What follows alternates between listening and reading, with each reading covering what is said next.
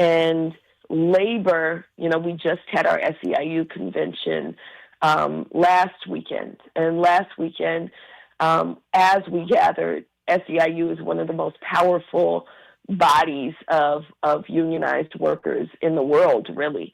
And one of the things that they talked about is the theme for the gathering was that democracy is union made, right? Democracy is union made. So what does that mean? It means for me, and I was feeling this before I saw the theme, right? That the answer to fascism has to be organized workers, has to be labor unions. Because not only do we have a vision that's grounded in working class people and the rights and lives of working class people, but there are some resources to actually carry out those visions, right?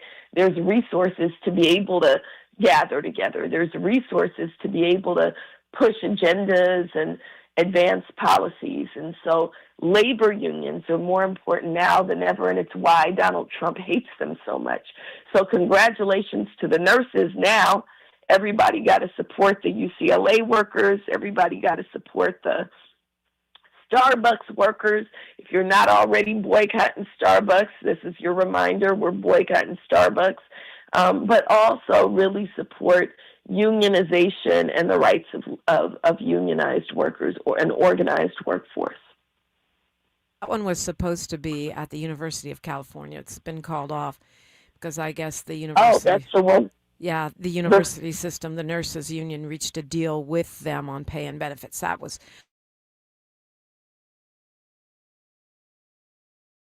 announced yesterday. So jumping off, I think this week. Yeah, today. Today and tomorrow. Yeah. So, I mean, I guess that's good news, like you said, and I agree. I mean, we were both at the celebration of life for Kent Wong, who was a celebrated leader, union leader, labor leader, professor, organizer, a Chinese American who actually, I guess, fifth generation Chinese American who actually was instrumental in helping to form the Black Worker Center, the LA Black Worker Center, who was mentored by Dr. James Lawson, Reverend James Lawson, who also mentored Dr. Martin Luther King Jr. And I was so moved by it, just a tremendous show of force, all of the love that was in the room from so many different unions and ethnic groups and workers of all different jobs. And I just thought it was a beautiful, beautiful event and a fitting send-off to someone who gave so much to Southern California.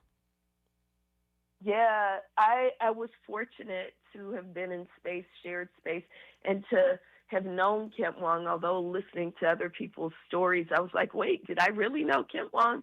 Because everybody else seemed to have really, travel with him internationally and all of these things, but he was a force. And, as his spirit rises, may he also give us courage and power and vision to do work for working class people. It was a really restorative gathering. I got a lot out of not just hearing about Kent, who, died too young. He died too young, but made a tremendous impact.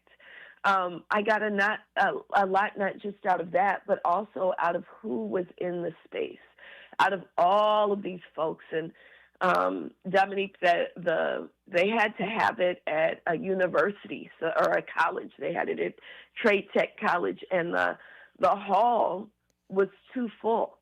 So they had to have an overflow room. There were thousands of people showed up. On a rainy doggone Saturday morning early, it was packed. This is LA. People don't come out in the rain. That was amazing unto itself. Nobody stayed home. People flew in. One of my comrades, Kim Jaran, who's also in CFA, flew in from Hawaii for this. So people were in. One of my best friends from grad school, VC Lum, came from Sacramento. Like half the people I know were here from somewhere else because this is what Kent Wong meant. In fact, Kent was supposed to be at the first ever fundraiser. He was on the host committee for the first ever fundraiser for Black Lives Matter Grassroots.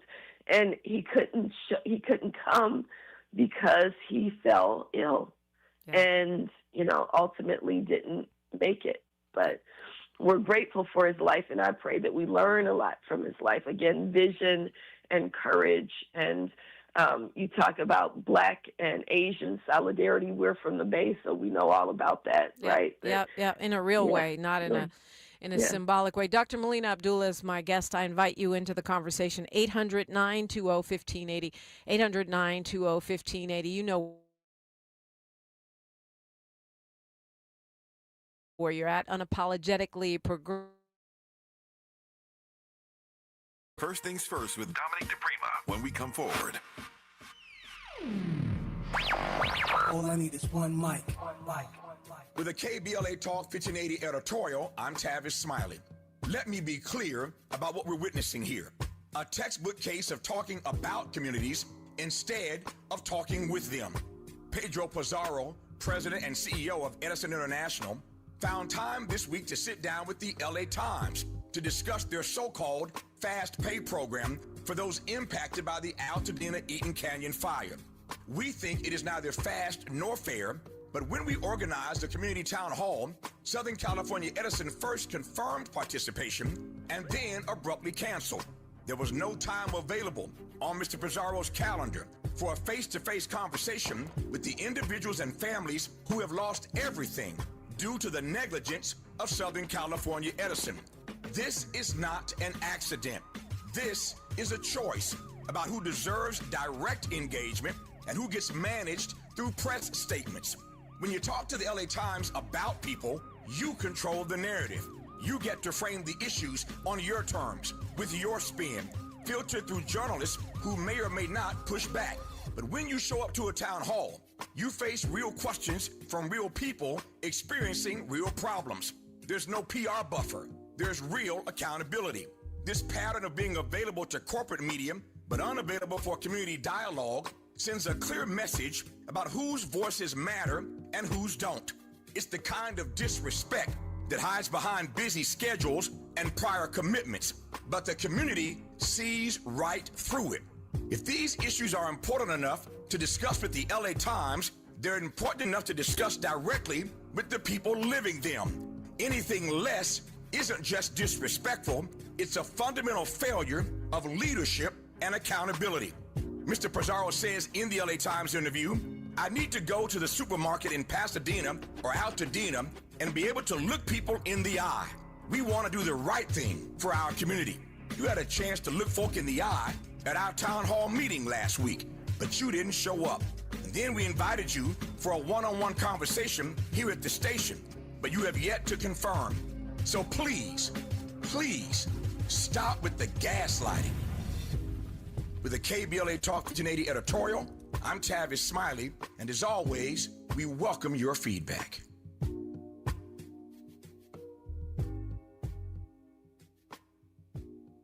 If you're one of the millions of Americans behind on your taxes, if you're afraid to open your mail because IRS collection letters could be coming, listen carefully. The IRS is cracking down, taking paychecks, freezing bank accounts, revoking passports. That's a fact. But here's what most people don't know. There are official tax relief programs designed to help struggling taxpayers. Programs that could save you thousands if you qualify. No one knows these programs better than the experts at Optima Tax Relief. Optima's award-winning team will fight to protect your paycheck, your passport, and your property. Their tax attorneys and licensed professionals will work tirelessly to get you the best deal possible with the IRS. Everyday penalties and interest keep piling up, so don't wait. Call Optima now for a free consultation. Call 800-919-9077. 800-919-9077. 800-919-9077. Optima Tax. Some restrictions apply. For complete details, please visit OptimaTaxRelief.com. We've got a lot to talk about. Hi, I'm Zoe Williams, a.k.a. the voice of reason, encouraging you to join me weekdays from 7 to 9 p.m. for the world's most intriguing relationship radio roundtable. Every night, I facilitate and encourage our loyal listeners to participate in the most engaging relationship discussions you'll hear anywhere. So make it a point to rendezvous with me, Zoe Williams, the voice of reason, Monday through Friday, 7 to 9 p.m. Pacific Standard Time. Trust me, your relationships will never be the same. The VOR is on fire tonight. Unapologetically progressive. KBLA Talk 1580. We've got your black. Your ancestors' favorite radio station, and your favorite morning show host. Let's get back to Dominique DePrima right now. Back to me and back to Dr. Melina Abdullah, who's my guest, and we were talking about Kent Wong's celebration of life at Trade Tech College. It was meant to be at the Labor Center, which he helped get named after Dr. James Lawson, of course. But it was raining, so they moved it, and it was packed. And I think one of the most moving parts for me, Dr. Melina Abdullah, was watching all the different unions marching in the beginning, holding up their signs, right, for the various unions and all the different people, black people, Latino people, white folks, just all different people that belong to these unions that are paying tribute to this man and his work, but also the progressivism that you were talking about. And I didn't think directly what you said, like, okay, unions can save America again.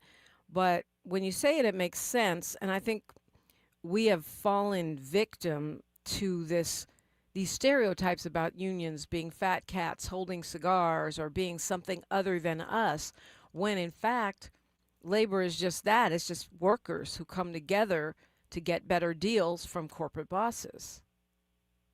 Absolutely. And unions at their best, many of our unions, like my union, like UTLA, we define ourselves also as social justice unions.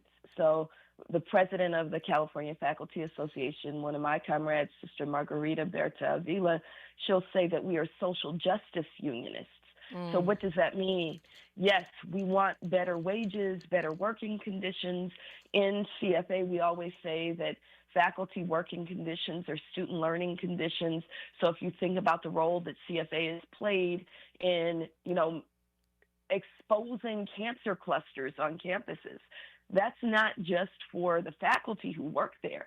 That's for the students who learn there, right? When we won the ethnic studies requirement, that wasn't just for the faculty who think it's important to teach it. It's so that students can actually learn it. And so that's really important. But beyond that, when we talk about unionism and social justice unionism, we have to remember that the murder of Mike Brown was the murder of a unionized worker's son, right? The murder of Guardado, right, was the murder of a unionized worker's son. When you talk about Ryan Twyman, that was not only a unionized worker's brother, but she's a delegate, she's a labor leader. And so the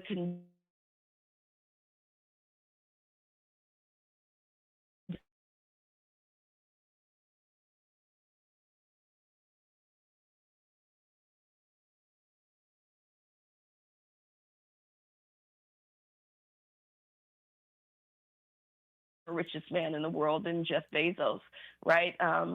Now you got this fool Elon Musk being a trillionaire, right? But he defeated Jeff Bezos, and he's a regular black man from Staten Island, New York, who defeated him and unionized those workers in the midst of the most painful pandemic that the world has ever seen, because his coworkers began to die. But he didn't stop there. The work, people know Chris Small's name now as much for the work that he's done for the Palestinian people as the work that he's done for Amazon workers, because he understands that labor has a role to play. And so labor shouldn't be participating in genocide. Unionized workers on the ports should not be shipping arms to Israel. They shouldn't load those ships. And so it's really important that we think about unions for our working conditions, but also unions and the force that we can be in the world. Yeah, and we're having this whole conversation about affordability right now. We heard the president say he doesn't want to hear about affordability, that things are affordable, but for most families they're not. Especially if you live in LA, it's just, even if you have a minimum wage job, you got to have 3. And so I think when we talk about, this moment too, that's another important aspect, which is when unions raise their wages, it also raises the floor, and things like the 8-hour day and the weekend and overtime pay, all of those things would not exist without union organizing. So that's the kind of organizing that can make big societal changes that improve lives for generations. And that's what we're going to need. That's what we need right now in this moment, like you said, to defeat fascism and its incremental sort of erosion of our lives, right? Through all of these anti-worker, pro-rich people policies and bills that are coming out of this administration. That's right. That's right. We always say the union is the force that brought you the weekend.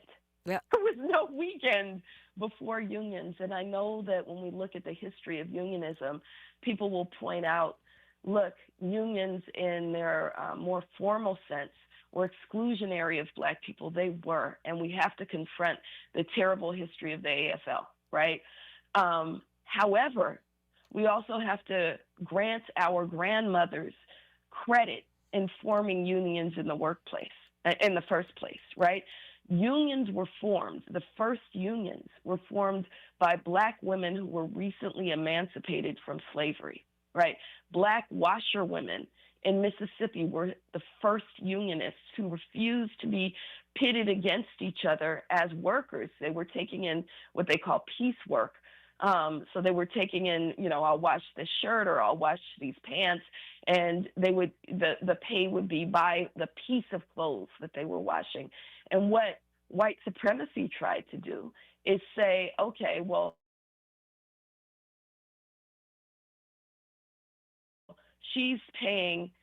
I'm paying her 5 cents.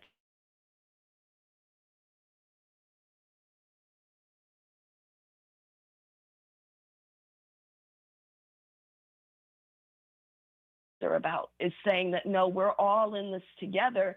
And if we unionize, then we're as powerful as a fist. If we're left separate, then we're as weak as a finger. Dr. Melina Abdullah is my guest. We've got news, traffic, and sports and more on KBLA Talk 1580. More of First Things First with Dominique DePrima when we come forward. I'm Bree Wood with BIN News Now. FBI Director Kash Patel says a new U.S.-China deal will curb fentanyl trafficking by stopping shipments of key ingredients. Patel told Fox's Sunday Morning Futures he expects an immediate impact. We got the agreement solidified, and it's already in place, and we're going to see immediate results and immediate American lives saved. The agreement follows President Trump cutting tariffs after meeting with President Xi. Hundreds rallied in North Carolina Sunday against the Trump administration's deployment of Border Patrol agents to Charlotte. Officials report more than 80 arrests so far under Operation Charlotte's Web, with more expected. The downtown rally march declared Border Patrol and ICE aren't welcome in the state. And New York Jets cornerback Chris Boyd is in critical condition but stable after being shot early Sunday outside a Midtown Manhattan restaurant. Police say he was hit in the abdomen and the suspect fled in a blue BMW. Get BIN News Now on demand 24/7 on the iHeartRadio app. Joe Buck and John Smoltz welcoming you back to the City Center Convenience Mart. Uh-oh. She's looking at the cigarettes, but she just grabs the gum off the counter. Stand Up to Cancer and Rally want you to reduce your risk for cancer. Go to takeahealthystand.org. This is the KBLA Sports Minute with Ray Richardson.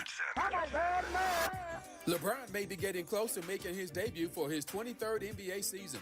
LeBron was reassigned to the Lakers roster Sunday after practicing and scrimmaging for 4 days last week with the South Bay Lakers, the team's G League affiliate. LeBron will practice today with the Lakers. A decision could be made to put LeBron in the lineup for Tuesday's home game against Utah.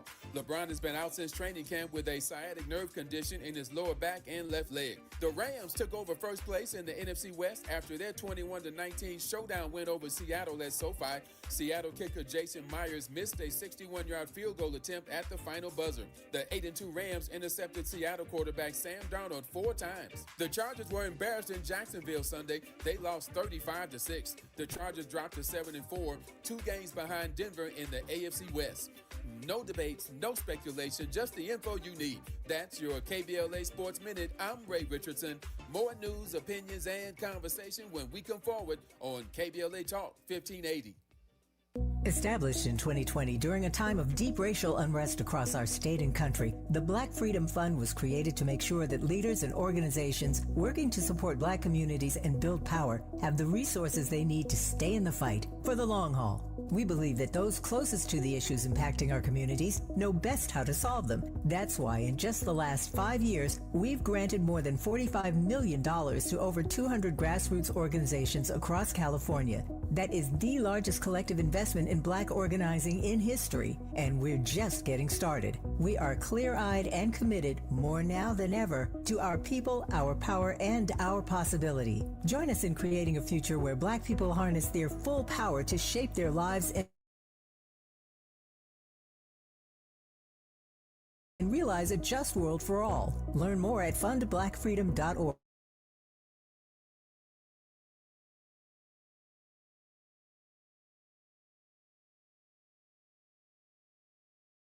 As a custodial supervisor at a high school, he knows that during cold and flu season, germs spread fast. It's why he partners with Grainger to stay fully stocked on the products and supplies he needs, from tissues to disinfectants to floor scrubbers. All so that he can help students, staff, and teachers stay healthy and focused. Call 1-800-GRAINGER, click Grainger.com, or just stop by. Grainger, for the ones who get it done. Oh no, stomach issues again? Stomach issues? Who are you? Your pancreas. I could be the real reason for your diarrhea, gas, bloating, stomach pain, or loose oily stools. I thought it was my stomach. People often do, but any of these symptoms could mean having a condition called exocrine pancreatic insufficiency, or EPI. With EPI, the pancreas doesn't release enough enzymes to break down food, but EPI is manageable. Use the symptom checker on identifyepi.com and speak with your doctor. That's identifyepi.com. Sponsored by AbbVie. KBLA Talk 1580. We've got a lot to talk about. KBLA Talk 1580, connecting you with services and solutions. If you need help getting your resume in order, finding job training, or landing a job, we've got 3 great options for you. First, the City of Los Angeles has WorkSource centers across the area offering free job support. The California Workforce Development Board can help you with everything from GED prep to vocational training at no cost to you. On the federal level, the Department of Labor's American Job Centers offer a full range of services for job seekers and businesses alike. Visit careeronestop.org, or for more info, just call California's Help Center or visit cwdb.ca.gov or call 916-657-1440. For the City of Los Angeles programs, go to ewd.lacity.gov or call 213-744-7300. All these services are free to help you get your next job.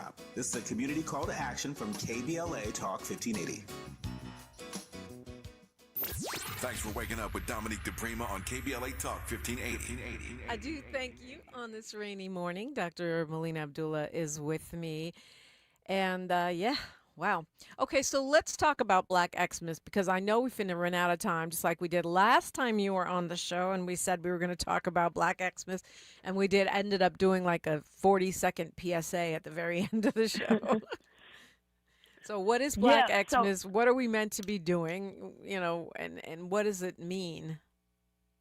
Sure. So I do feel like it's connected with our conversation about unions and economic power, right? So Black Xmas is all about remembering that we do have economic power, and that white supremacist capitalism, what Julianne Malveaux calls predatory capitalism, is relying on police violence to protect their profits. They use police and to protect what they think is important, which is money over people, and often that costs Black lives.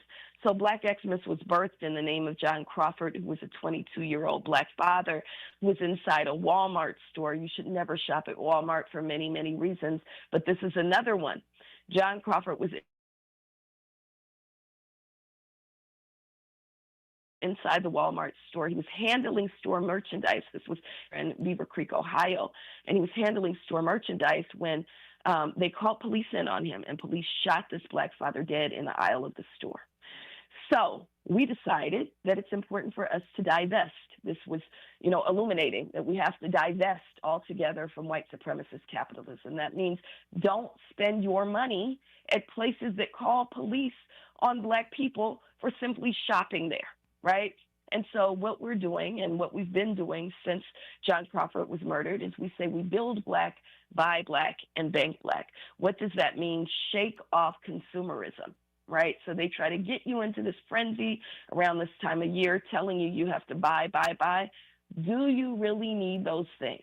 If you don't really need those things, if your mama doesn't really need those things, if your children don't really need those things, then use the dollars, especially if you were going to buy them something for the holidays, to build Black community. It's more important now than ever because movement needs your money. So you can donate to organizations in the names of people, right? You can donate to, I always use the Fernando Pullum Center because I feel like it's less controversial, right? But you can donate to the Fernando Pullum Center and support Black children learning to play instruments and engaging in arts in the name of your mom because she's an art lover. Or you can say, I believe in housing for all, and unhoused people should be organized. So I'm going to donate to Los Angeles Community Action Network in the name of my uncle, right? And give them just a card that says, I donated $50 in your name. That's a present,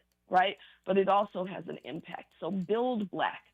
But maybe your children really do need a skateboard, right? They really do. That's their thing, and we're not saying there should be no Black joy. Part of revolution is building a world full of joy, right, where we can actually be free. There are Black-owned skate shops, and you can shop at Neighbor's Skate Shop right there in Africatown and buy a skateboard from a Black-owned skate shop, and it's a Black-owned company. And so you are investing, and if you've ever been to Neighbor's, it's also a Black-owned company that doesn't just hoard the dollars. They make the Black community better. They put that skate ramp out. Kids come, they skate on the ramp. They give out stickers to all the kids, whether they buy something or not. They're a part of community that makes community better. And then the third tenet of Black Xmas, so we got build Black, buy Black. The third tenet is bank Black.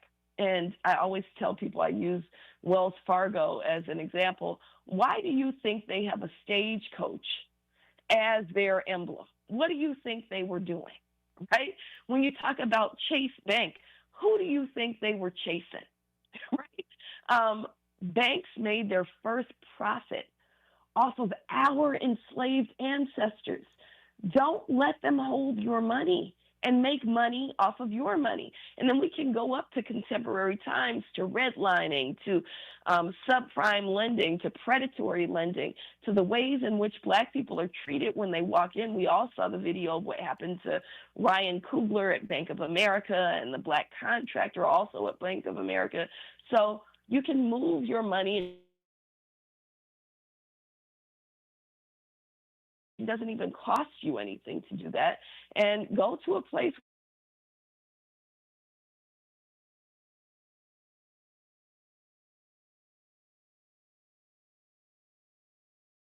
I can't give a testimony to. So, but Black Xmas, this is what we do from Black Friday, November 28th this year, all the way through January 1st.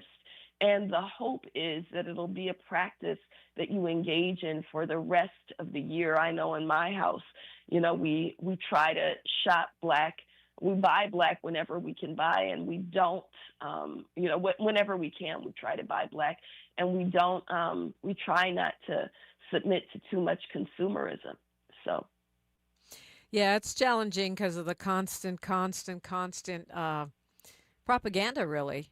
On social media, on TV, everywhere. We live in the belly of the beast. But how does that whole concept of build Black, buy Black, bank Black, and you notice build Black is first, right? So that means first impulse is donate to a Black nonprofit, donate to somebody that's making things better for everybody, donate to somebody that's helping keep people out of the rain today in Los Angeles, that kind of thing. That's first. Second is buy Black. So this is So it's not run out and just buy, but if you're going to buy black. And third is bank black. But how does that interact with the calls to completely boycott everything? I think there's a couple of boycott the holidays initiatives that are kind of being sent around social media or around activist circles right now, which are more or less saying, don't buy anything. Yeah, so I do appreciate the consciousness. I appreciate that people are starting to understand that economic power has to be harnessed. And so I think you're talking about the Don't Buy It campaign that, some white organizations like 5051 are engaged in, but they're also in conversation with more kind of celebrity-style activists around this. We appreciate the energy, and it would be great if we could coordinate and be a little more strategic. I don't know why November 25th was chosen as the start date. It seems a little unstrategic right in advance of Thanksgiving. Right, because people gonna buy food for Thanksgiving. I mean, absolutely. You don't have to buy everything, but we gonna buy something. Right. And then to end on December 2nd means that you're given a green light for people to spend whatever they want. There have been a lot of short-term kind of wholesale boycotts. Those are not very effective. What is effective is targeted boycotts.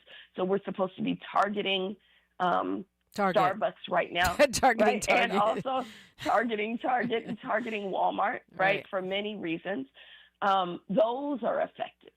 But when you say don't buy anything, people kind of just give up and say, well, I'm not doing it then. And so we'd love to coordinate with those folks and say there's a reason, there's a plan and a strategy why we do Black Xmas the way that we do, because people are not going to even go a week without buying anything.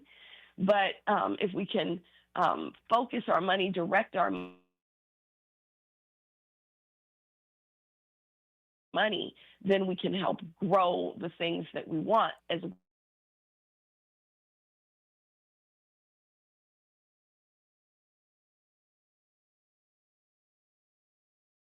people on board to really paralyze a country. We've seen it in some other nations. We're not there. I don't think we're there yet in this country.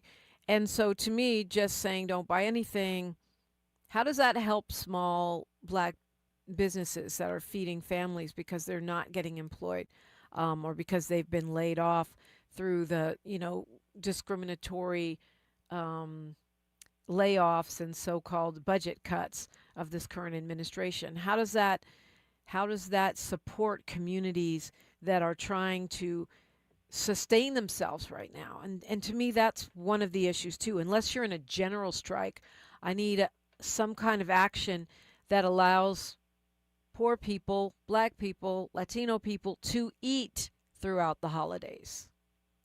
That's right. If we were going to do a massive, mutual aid in combination with a general boycott, that would be different. If we were told, okay, don't buy anything and use those savings to, again, build Black communities or build poor and working class communities, that would be a different story. We'd still say you should shift those dates. Those dates are not strategic.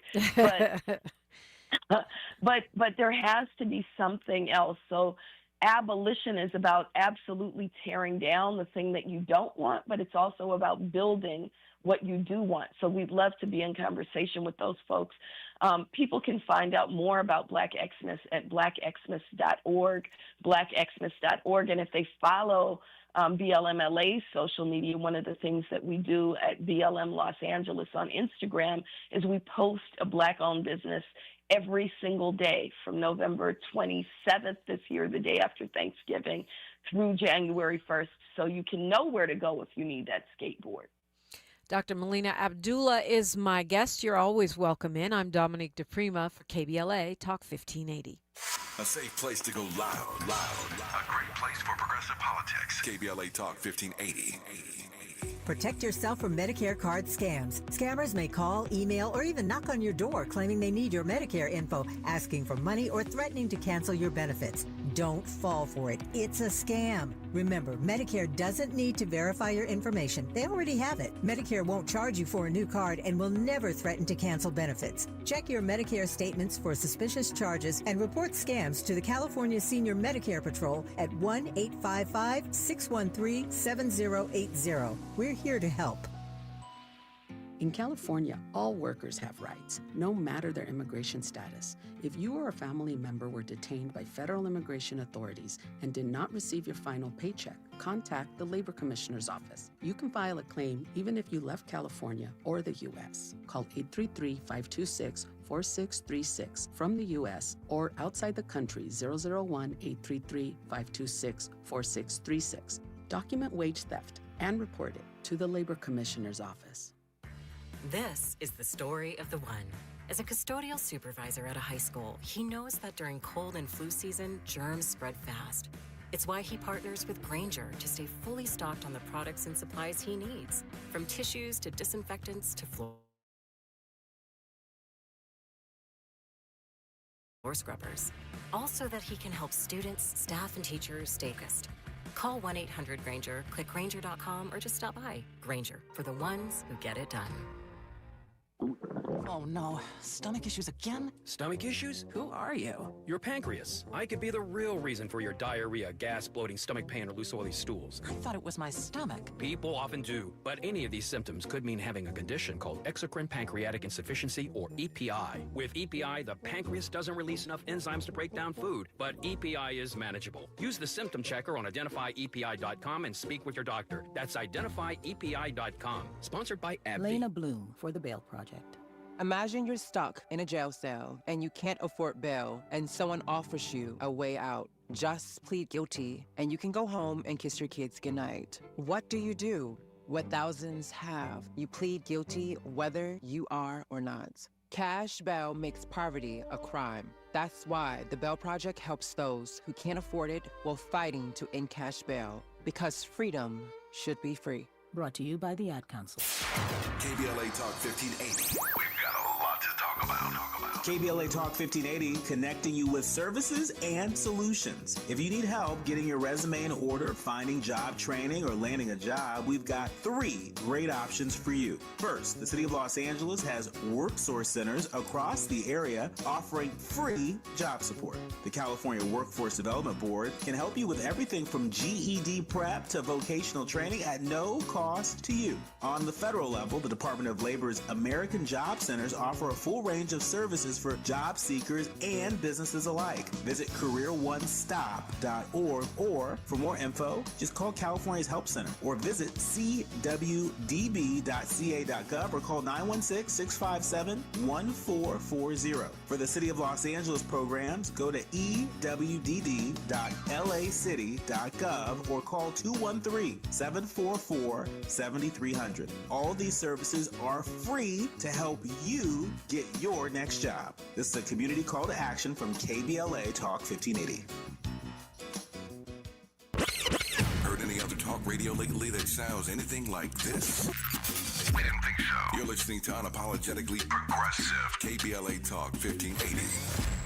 All right, we're going to practice a little radio discipline here and get in 3 topics in the next 7 minutes. Dr. Abdullah, all right, you ready? Okay. You ready? All right, let's try it. Well, yeah, let's try it. So what the drama with the Global Network Foundation, the Black Lives Matter Global Network Foundation, the folks who stole the resources and the platforms from the boots on the ground Black Lives Matter activists who we now know as Black Lives Matter Grassroots, we found out that they were being investigated by the Department of Justice, that apparently and reportedly the president of that board, who actually seated the whole board, was stepping down.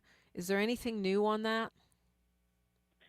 Well, I guess I can share because it's not a secret. We see this as a moment, and we've talked before about the statement that we released when we found out about the DOJ investigation, that, again, we don't delight in any criminal investigation. We're abolitionists, so we don't go to police and, even on our enemies, right? So we don't delight in that. We also know that the witch hunt is on for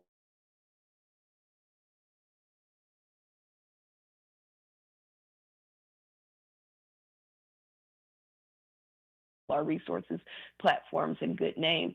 It doesn't mean that the DOJ or Donald Trump won't at some point come after us, not for money, because we don't have no money, but he might come for us for our tactics, which include protesting loudly, right, and doing vital work for Black liberation. And then the third thing, which is the point I want to make, is that this is a moment that could be a reset. So there are two women left on the board. Their names are Cecily Gay and Dejanay Parker. As far as we know, they are the only two remaining board members. And we know that Shalomia Bowers was the mastermind of the whole theft of Black Lives Matter resources, platforms, and good name. So we think that this offers an opportunity for, instead of being bought off, instead of vacationing and buying new clothes and doing all of those fancy things on ill-gotten gains, for Cecily Gay and Dejanay Parker to do what's right and return the resources to the movement in a moment where those resources are urgently needed. So we are making an appeal to them to return the resources, to where those resources were intended to go. And that's Black Lives Matter Grassroots. We're 52 chapters all over the world. We're doing things like working with our folks on the ground in Jamaica to rebuild after Hurricane Melissa, especially, a compound town, which is a Maroon society.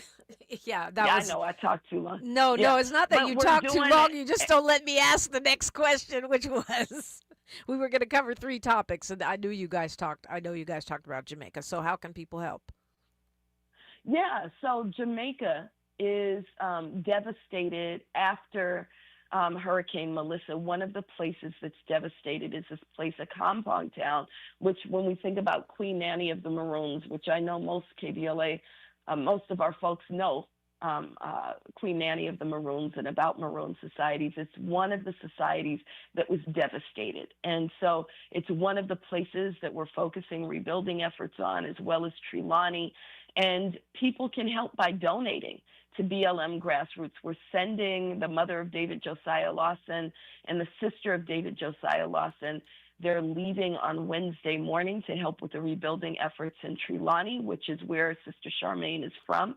And Sister Carlene Griffith Sekou is already in a compound town. She lives full-time in Jamaica and has roots in a compound town, so she's there. So they need money. There are some resources already in Jamaica for them to be able to purchase, but they need the money to purchase. And then we'll be announcing that one of the leaders of a compound town talks about it as a farming community. And what they need urgently right now is seeds. So I said, that's something that we could do, and it's easy to ship.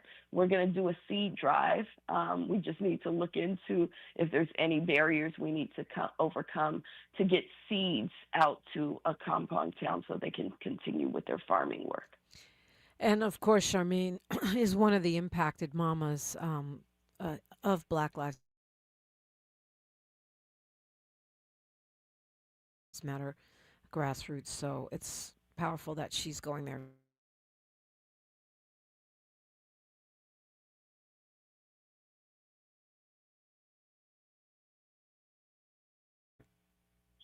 Well, yesterday was a campaign kickoff of Reverend Ray. Ray Wong started her work, or I became familiar with her when she was 10 toes down in the people's budget work. She is a liberation theologist. She does lots of work with spiritual community. We just talked about Black Asian solidarity. She's all in on Black Asian solidarity. And yesterday, she filled up I forgot what the bar was. I don't usually go to breweries, but it was full of people. And there was a press conference outside with dozens and dozens of folks in the rain for Reverend Ray Wong. She reminds me of Imam Dani. She's this tiny, tiny package, but powerful. And her platform is Housing for All. Her platform is Stop Spending So Much on LAPD. Her platform is free transportation, which we could absolutely do. And so I'm excited that at least those questions are in the conversation, where it's not just kind of mainstream Democrats versus, terrible Republicans.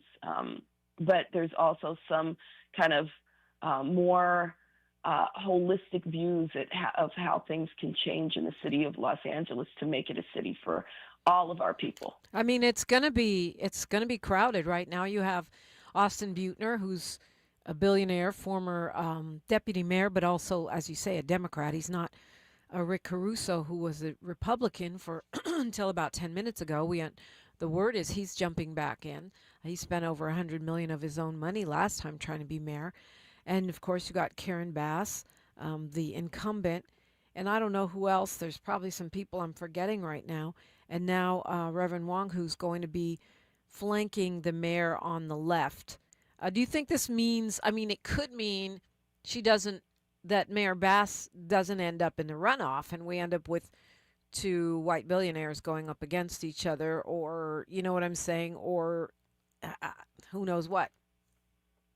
Or she could be a Mamdani, right? She could be a Mamdani, and she could, pull the entire race to the left. Even if she doesn't win, she's going to force Karen Bass to talk about things like housing, to talk about things like but violence. Karen Bass always talks about housing. It's just, I think what you're talking about is how we talk about housing. That's right.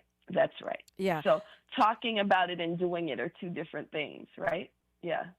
So LAPPL gave Karen Bass their endorsement. That's the police association, which is not a real labor union, right? Is the mafia? Is that what you call them? I call them cartels. I call them cartels. Yeah. That's right. Because they move like cartels. Well, yeah, it's going to be interesting. You also, again, you have an Asian American woman to the left of an African American longtime organizer, who's also a woman. And so it's going to force people to look at all kinds of issues. That's right. That's right. So Ray Wong is her name. And I think she's on Instagram as Ray, RAE, the number 4, LA. All righty. I can see it's going to be a wild year in 2020.